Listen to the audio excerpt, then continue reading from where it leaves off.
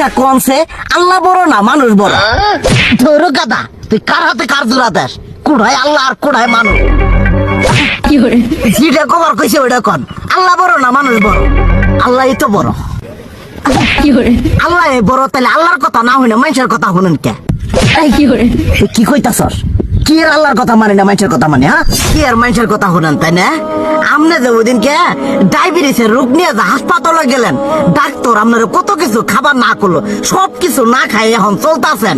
তাহলে আল্লাহ যে আপনারে কইছে যে হারাম খাবার না, সুদ খাবার না, কই আপনি তো কাম কাজ বাদ দিয়ে এলাকার মধ্যে টাকা পয়সা না গায়ে খালি ওইলে দিয়েই খান। নিজেরা টিয়াও হালাল ভাবে কামাই করেন না, ওই সুদ তো না কয়টা টিয়া করে লাভ আহে ওইলে দিয়ে দিয়ে চলেন আর পেট বড় বানাইছেন।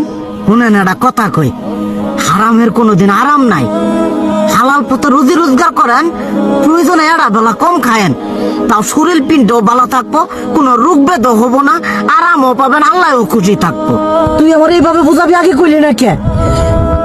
আসলে এই বিষয়টা তো আমি কখনো মাথায় এইভাবে নিইনি যে আমাদের কখনো ডাক্তার নিষেধ করলে ঠিকই আমরা নিষেধ মানি, কিন্তু উপর আলাদা কত কিছু নিষেধ করে দিয়ে সেটা মানি না।